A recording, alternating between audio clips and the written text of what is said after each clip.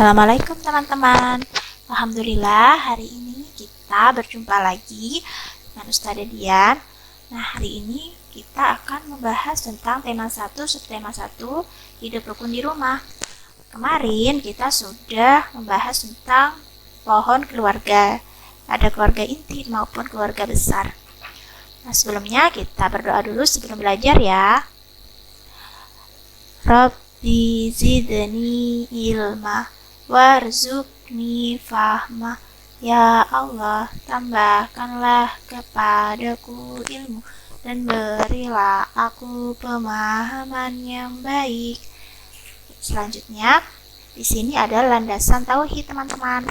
Nah, dalam surat An-Nisa ayat 36, Allah Subhanahu wa taala berfirman, "Sembahlah Allah dan janganlah kamu mempersekutukannya dengan sesuatu pun, dan berbuat baiklah kepada kedua orang tua." Nah, jadi dalam surat An-Nisa kita diperintahkan sama Allah supaya kita berbuat baik kepada orang tua, tidak membentak orang tua, tidak durhaka kepada orang tua, ya. Dan di surat Al-An'am ayat 151 juga menyebutkan bahwa janganlah kamu mempersekutukan sesuatu dengan dia dan berbuat baiklah kepada kedua orang tua. Kita harus hanya beriman kepada Allah, ya. Hanya yakin hanya kepada Allah, menyembah Allah dan beribadah kepada Allah.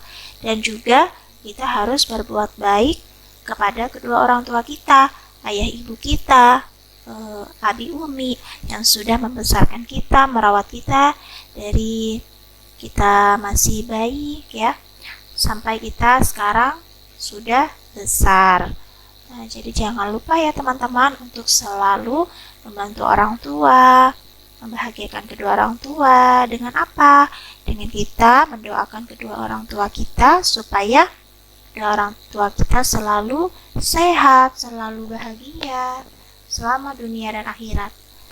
Nah, maka dari itu kita bisa dikatakan anak yang solih dan solihah.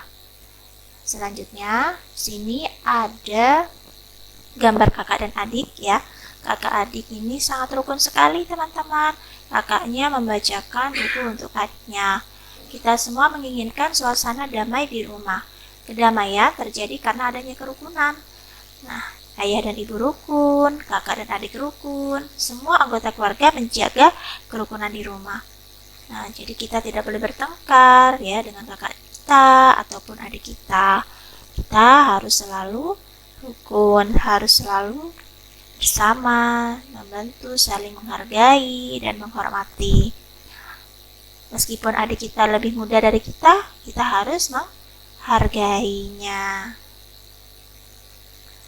Tuh, nah di sini ada macam-macam ungkapan, teman-teman.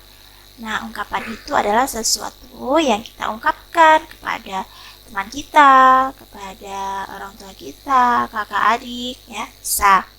Nah, di sini contohnya apa ya ungkapannya?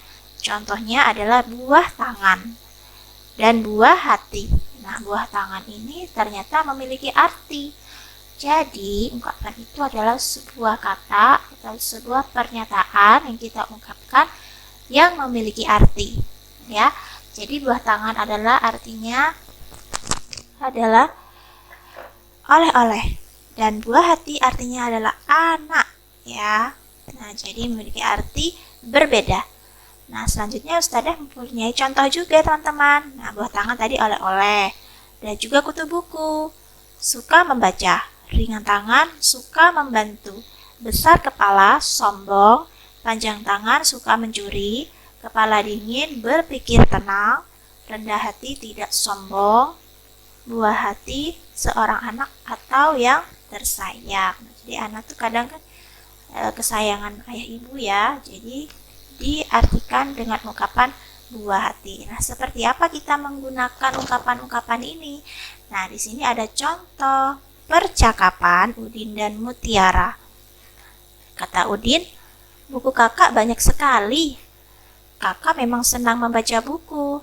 Wah, kakak memang pantas dijuluki kutu buku." Nah, di garis merah kutu buku itu adalah sebuah ungkapan bagi orang yang suka membaca buku. Nah, kemudian dilanjutkan ya. Ayo, kamu juga harus rajin membaca. Ini ada buku cerita bagus, judulnya Bintang Lapangan.